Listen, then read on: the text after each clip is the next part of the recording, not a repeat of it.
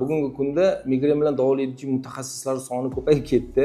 Juda ham ko'p desak bo'ladi. Bu nevropatolog, nevrolog, sefalgolog, tabib, hijomatchi, kosmetolog bular hammasi migrenni bugungi kunda davolayman degan reklamalar chiqishlar berishyapti. Vatandoshlarimizga shuni aytib qolardimki, har bir reklamaga, har bir aytilgan so'zga ishonib ketirish kerak emas.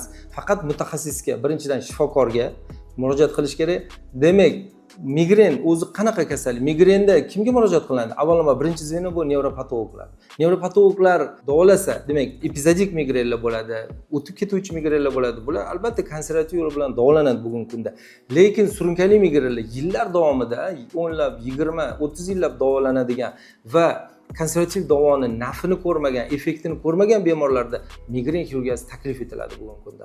Migren xirurgiyasi bor, migren xirurgiyasi ishonchli metod va migren xirurgiyasi xavfsiz metod bugungi kunda.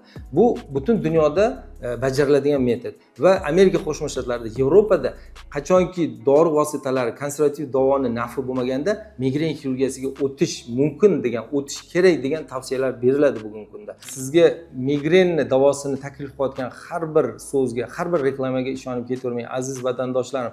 Bugungi kunda migren bilan shifokorlar faqat shug'ullanadi. Xususan nervlar dekompressiyasi usuli bilan O'rta Osiyoda faqat biz va bizning markazimiz shug'ullanadi.